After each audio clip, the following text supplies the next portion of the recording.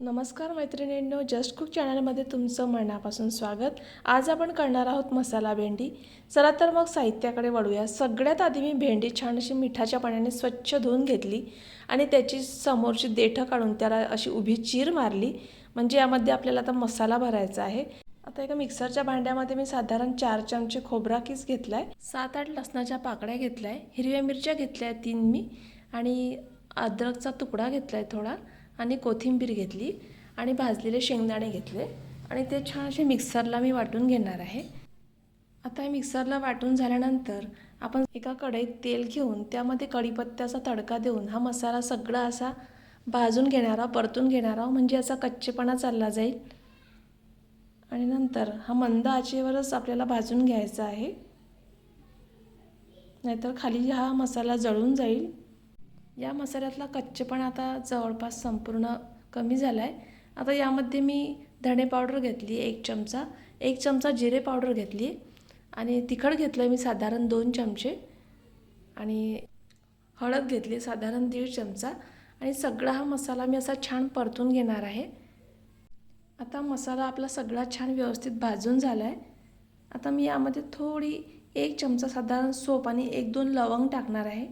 तुम्ही सोप बारीक करून सुद्धा टाकू शकता, आणि मी साधारण 1.5 चमचा यामध्ये कसुरी मेथी घालते, आणि सगळं असं मंद आचेवर छान परतून घ्यायचं आहे। नंतर यामध्ये मी साधारण 1 चमचा आमचूर पावडर घातली आहे, आणि ती सुद्धा छान परतून घेतली आहे। गॅस आपल्याला मंदच ठेवायचा आहे।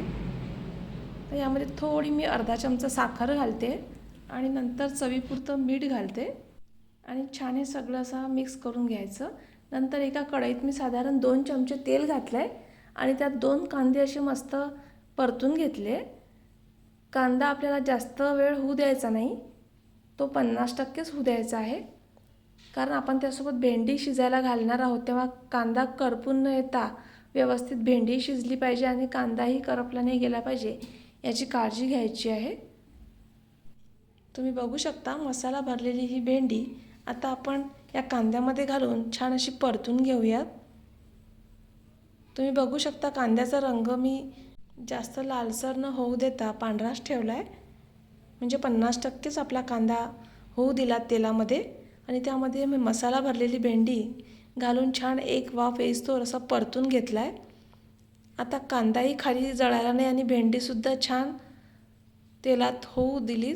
नंतर मी यामध्ये मीठ घातलं आहे, आणि असं झाकण ठेवलं आहे। या पाण्यामुळे भेंडी छान शिजून येईल। तुम्ही बघू शकता प्रत्येक भेंडीतला मसाला असा छान भेंडीतच भरला गेला आहे, तो बाहेरसुद्धा आला नाही। पुन्हा एकदा एक वाफ येऊ द्यायची आहे, आणि भेंडी हलकीशी दाबून बघायची, म्हणजे झाली का नाही आपल्याला कळते।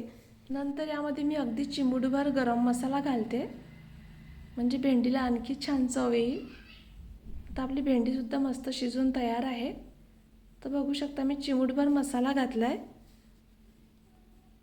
आता ही भेंडी मस्त अशी छान शिजून झाली। तुम्ही बघू शकता किती छान रंग आला आहे।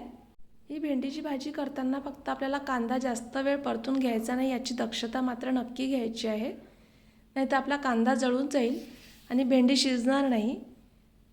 हा व्हिडिओ तुम्हाला आवडल्यास चॅनलला सबस्क्राईब करायला विसरू नका, आणि शेअर करायला विसरू नका, आणि हा व्हिडिओ सगळ्यांनी शेवटपर्यंत बघितला म्हणून सगळ्यांचे मनापासून आभार।